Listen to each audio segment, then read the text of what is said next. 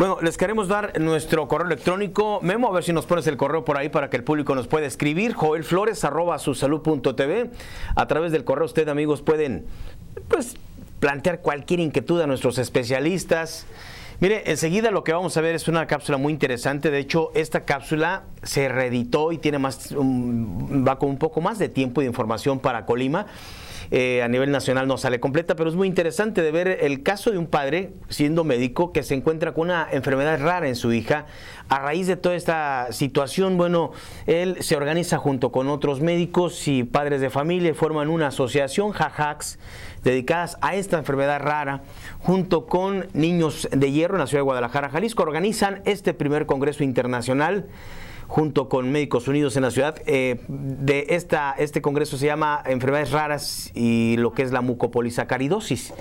Entonces vamos rápidamente con esta información y escuchemos, tratar de diagnosticar a tiempo este tipo de enfermedades raras es lo importante, haciendo diagnósticos oportunos a su salud. El pasado 4 y 5 de noviembre se llevó a cabo en conocido hotel de la ciudad de Guadalajara, Jalisco, el primer Congreso Internacional de Mucopolisacaridosis y Enfermedades Hematológicas Raras, cuya dinámica fue la de dar a conocer por prestigiados médicos en la materia los síntomas, formas de diagnóstico oportuno y tratamientos de esta enfermedad a la comunidad médica. Se define como enfermedades hematológicas raras aquellas cuya prevalencia es menor de un caso por cada 2.000 habitantes. Se calcula que existen alrededor de 7.000 enfermedades raras y que el 10% de la población mundial está predispuesta a padecerlas. Cifras muy conservadoras revelan que en México debe haber alrededor de 6 millones de personas que la padecen. También se les conoce como enfermedades huérfanas o de baja prevalencia y pueden estar asociadas a alguna otra enfermedad común como la hipertensión o la diabetes. Es más frecuente que las veamos en pediatría, obviamente, porque los niños llegan en edades muy tempranas y habitualmente tienen antecedentes familiares o puede haberse perdido la información genética, pero tardan algún tiempo en llegar a hacerse un diagnóstico por varias razones, porque como son raras, como la definición lo dice, una enfermedad rara es aquella cuya frecuencia es menor de 5 pacientes por 10.000 habitantes. Entonces hay una amplia variedad de enfermedades hematológicas raras que ya en conjunto no son tan raras, pero que individualmente sí uno en la práctica pediátrica ve realmente poco número de pacientes con este tipo de enfermedades. Doctora Esparza, ¿cuáles son de estas enfermedades raras en la sangre? Bueno, a mí de lo que me ha tocado más bien tratar en menor cantidad de pacientes, pero que creo que están subdiagnosticadas y subregistradas, serían las enfermedades por atesoramiento, por supuesto, como enfermedad de Gaucher, que es de las más raras que he visto. Y en cuanto a problemas de coagulación, tal vez las alteraciones funcionales plaquetarias, como la trombastenia de Glanzmann, como la enfermedad de Soulier, que se manifiestan con muchísimo sangrado, pero los diagnósticos son difíciles de hacer si no se acude al especialista entrenado para diagnosticarlas. Doctora, la etiología, la causa de todas estas enfermedades.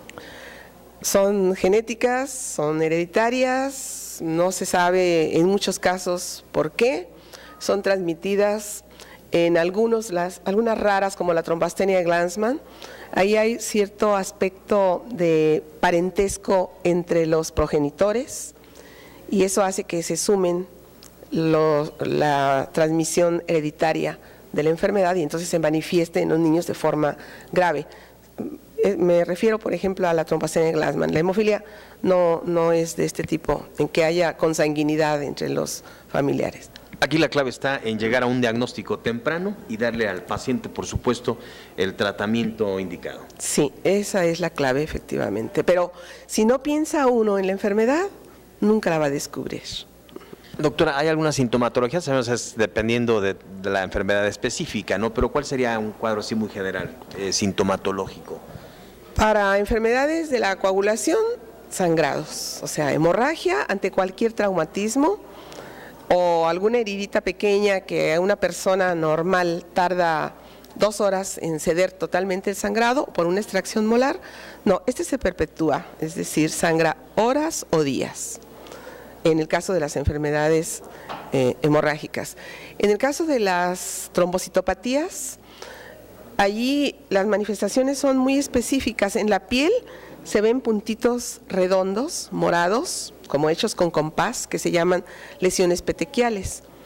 Entonces, en el caso de las mucopolisacaridosis es el aspecto y el retraso mental de los pacientes. Una de estas enfermedades raras y de difícil diagnóstico es la mucopolisacaridosis, también conocida como síndrome Marotea-Uslami. Es un trastorno por depósito lisosomal causado por una deficiencia autosómica recesiva hereditaria de la enzima arisulfatasa B. La mucopolisacaridosis es una enfermedad hereditaria, es una enfermedad desgastante y que lleva a los niños a la muerte de manera temprana sin tratamiento. ¿Cómo se manifiesta? Es una enfermedad que se manifiesta desde el nacimiento. Cuando nace un bebé con una afección como esta, la mamá, por ese sentido, este sexto sentido y de conexión que tiene con su bebé, lo puede reconocer inmediatamente porque tiene algo. Hay moco todo el tiempo, puede parecer una alergia, hay diarrea, hay dificultad respiratoria, es una eterna gripa, es una eterna diarrea. Entonces, hasta el año puede más o menos sobrevivir de manera regular, con tratamientos, con múltiples visitas a médicos, pero después del año empiezan a deformarse sus huesos, empieza a abultarse el vientre y empieza a haber opacidad en los ojos. Estos niños, si no son detectados y con esa evolución, quedan ciegos, quedan sordos y quedan inmóviles. El doctor Navarro tuvo una experiencia muy especial con Jimena, con su hija. Platíquenos. Bien, Jimena al nacer nos dio una de las mayores alegrías, pero también nos hizo ver de otra manera la vida, ya que es portadora de mucopolisacaridosis, y eso nos ha hecho que vayamos en persecución y en seguimiento. Es un shock al principio cuando te das cuenta que tienes un papel que te da un diagnóstico de una enfermedad que hasta ese momento en los libros en los que aprendimos nos decía que era incurable, que era mortal a los 6 años. Existe un tratamiento que se da en otros países de 10 años de experiencia y que por primera vez en el seguro, en el Centro Médico de Occidente, en el área de pediatría, lo estaban dando de manera experimental y tuvimos la oportunidad de acceder a él como derechohabientes. El tratamiento de entrada le empezó a resolver la vida, cambió totalmente, empezó a poder respirar, dejó de la diarrea, dejó la sintomatología al igual que otras 4 niñas que nos llamamos hermanos, ¿no? Los llamamos hermanos y todos son nuestros hijos, es una comunidad. Que de ahí se desprende el nombre de Jajax. Exactamente, es en honor y en memoria pues de estas 5 niñas, Julieta, Anabel, Jocelyn, Alejandra y mi hija Jimena. Esa es la historia. Entonces, de repente, a los 3 meses nos dicen que se va a acabar el tratamiento, que ya no va a haber. Nos presentamos al tratamiento y no, pues ya no se lo vamos a poder comprar, no se lo vamos a poder conseguir. ¿Por qué motivo? Porque es muy caro. Entonces, bueno, pues esa no es una razón. El de siendo derechohabientes, siendo receptores ya de este tratamiento, no nos pueden decir que no.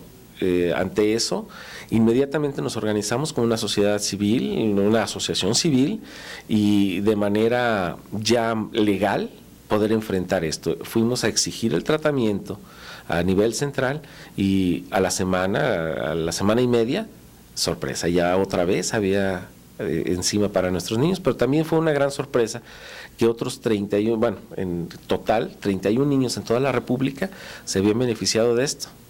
Jajax nace primero para la defensoría del tratamiento y la inclusión al tratamiento, pero también tiene otras vertientes, la asistencia a las familias que viven con este problema, que no se sientan aislados, el acompañamiento en la investigación y hacer diagnóstico de estos niños, porque de entrada ya saben que no es fácil hacer el diagnóstico por esa presentación que tiene. Sí, y no es fácil porque no hay ni capacitación ni los métodos de diagnóstico tempranos. Exactamente, eso es lo que queremos hacer. La incidencia de la mucopolisacaridosis se calcula en 1 en 400,000 nacimientos vivos aproximadamente. En nuestro país no existen datos estadísticos al respecto. Las enfermedades raras generalmente son graves, con alta morbimortalidad y de bajo tratamiento. Informando a su salud, el programa de los especialistas.